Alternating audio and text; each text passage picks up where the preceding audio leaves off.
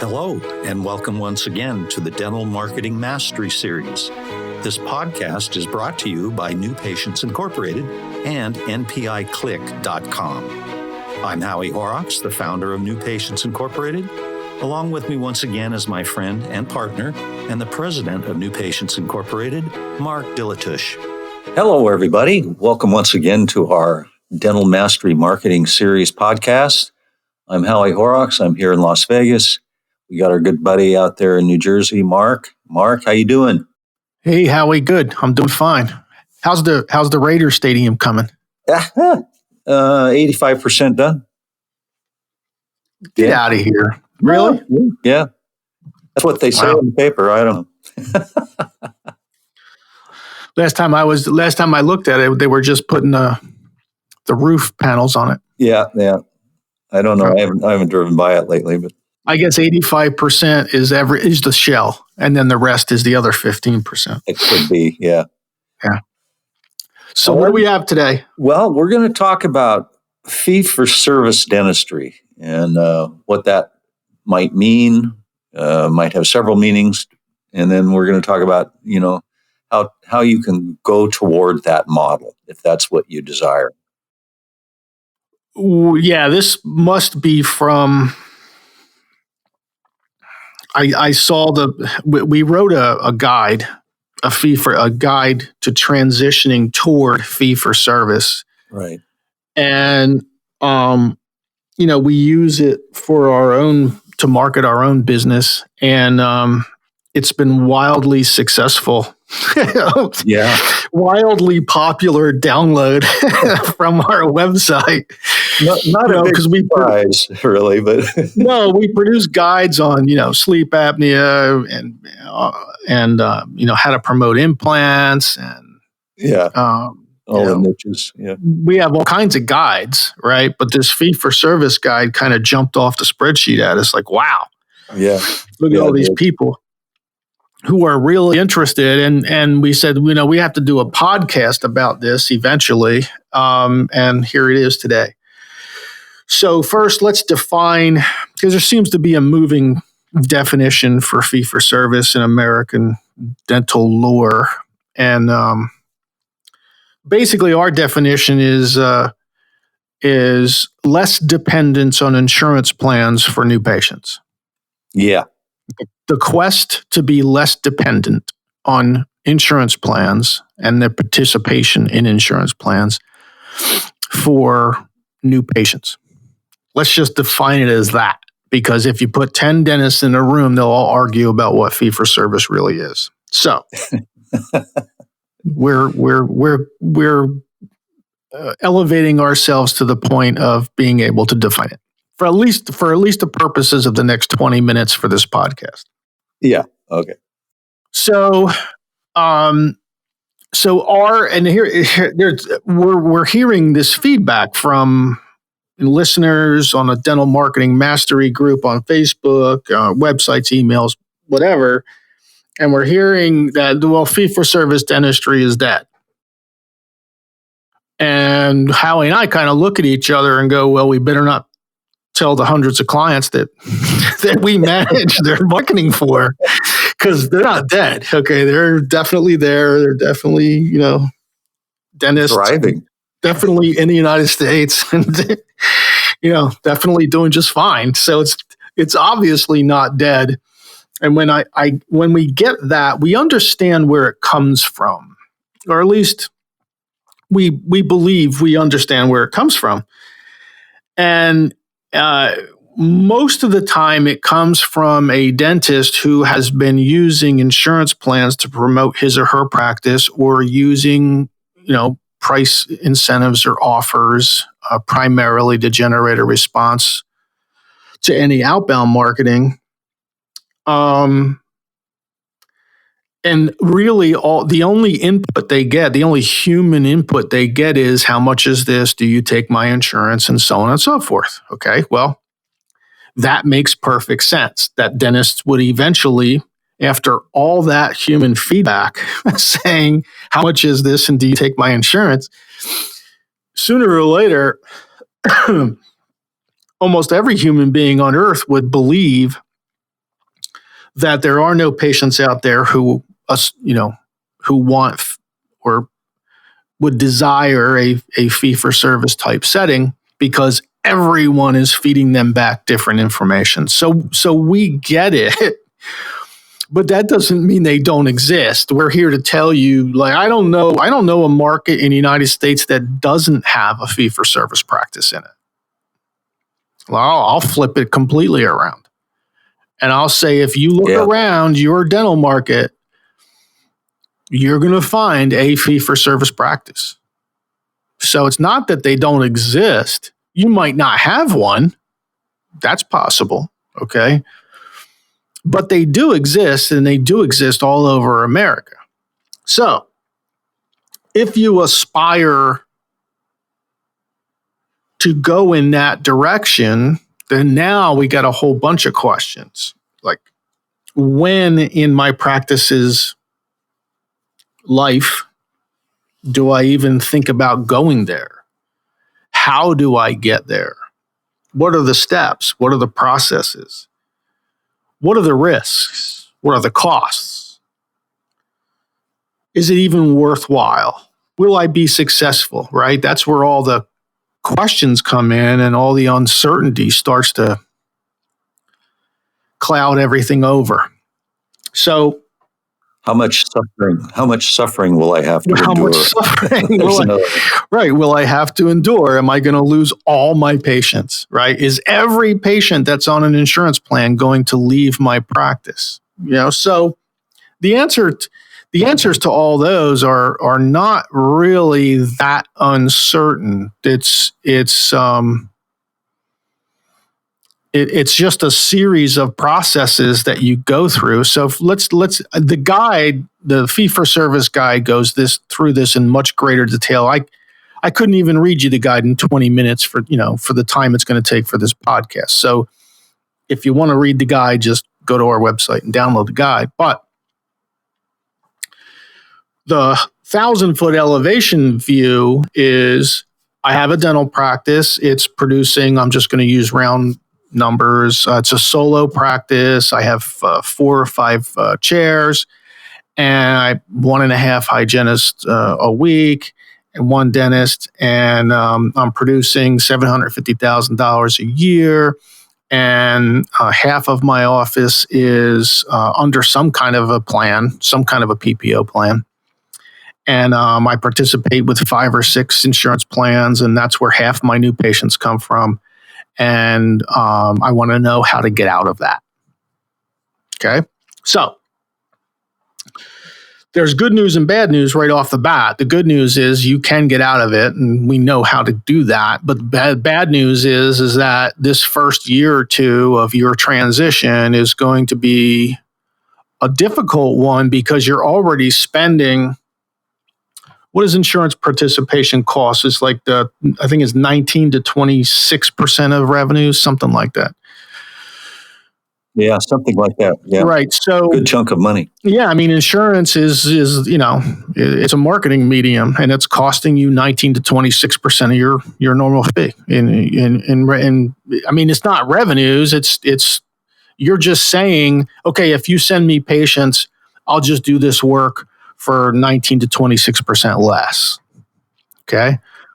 Yeah, it's marketing. It's basically, it's a marketing medium. It's just a really expensive marketing medium, because marketing should really cost you about 5% of your revenues. So this first year, as you go through this transition, you got to do both, which is, you need to financially plan for that. You're going to write off the 20 to 26% anyway, and you need to go in your pocket for 5% more to dig yourself out.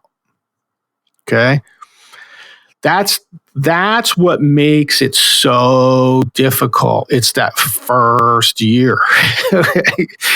It's why so many dentists don't do it. Okay. But I mean, the payoff is just amazing. Okay. It's the classic case of delayed gratification. Yeah. Right. You have to be willing to put off gratification for a while, and when you do, and you follow these steps we're about to go into, you'll come out at the end very happy about it. Exactly. It's the very opposite of how you got yourself in this trap to begin with. Because when you got into this trap, it was instant gratification that you were looking for. Sign up with insurance plans, the phone rings, it's a patient. Instant gratification. Okay. But it costs you 19 to 26% of your revenues. Okay. That's the pay. That's the devil. Okay. Now, look, Mark. Yeah.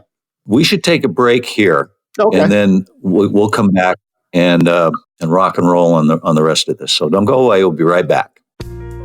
Have you ever wondered if your marketing was really working? Result tracking is essential to all your marketing efforts. Without it, you're just guessing, which can be very expensive. With our NPI Click dashboard, you won't have to guess anymore. You will see every call, you can listen to every call, our humans will rate every call. Bottom line, you will have transparency into your marketing results like you had always hoped for. Check it out at npiclick.com. Okay, we are back. We're talking about fee for service, how to start transitioning out. So if insurance participation costs you 19 to 26% of your fees, now you got to take 5% out of your pocket and start investing in marketing to drive more fee for service patients into your practice. Okay. Now, these transitions, and again, this is a 1,000-foot elevation view. We have a guide that you can just download and read on the details of the steps. But from a 1,000-foot elevation view, what you want to do is you want to go get all the patients that are part of the plans that you participate with, and you want to create a list. So let's say I'm just going to use common names: Aetna, Delta, Prudential, MetLife, United Concordia. Let's say you have 5 plans. What you want to do is you want to know the number of patients who are part of those plans that are in your practice right now. And so let's say it comes out to 400, 300, 200, 100. What you want to do is you want to invert that list.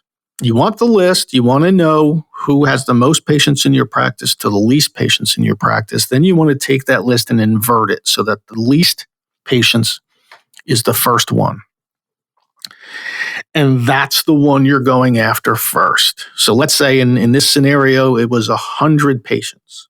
Let's say it's United Concordia, 100 patients in your practice. And United Concordia is, let's just say, it's the least, they reimburse you the least for your fees.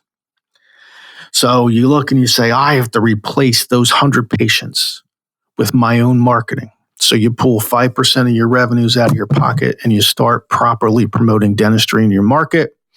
And you get 7 or 8 new patients a month who are non-United Concordia patients, and you replace those 100 patients. And 1 year from now,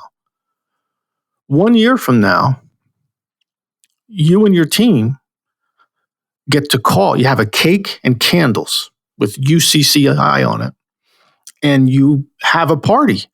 And this is the day that you're going to release your practice from United Concordia because you just replaced those 100 patients. And you've already done it. Wow. And it becomes this incredibly empowering, energizing team event. And you send your letter to United Concordia. And again, I'm just using United Concordia as an example, but you send your letter to that first insurance plan saying that I'm no longer going to participate. And everybody checks off 1 out of the 4 or 5. Boom, we're 1 down. Then you get your next one in line. Let's say 200, they have 200 patients a record in your office. But now you're through your first year. Now your marketing is really starting to gain steam and it's starting to become very consistent. And it's something that is replicatable. It's duplicatable. So, and let me point this out. This second year, you're going to start not paying 19 to 26% of your revenues to UCCI. Okay. You're not going to be writing those off. Your write-offs are actually going to go down as your marketing budget is sustained at 5%. You're not going to raise your marketing budget. You're going to leave it at 5%. Okay.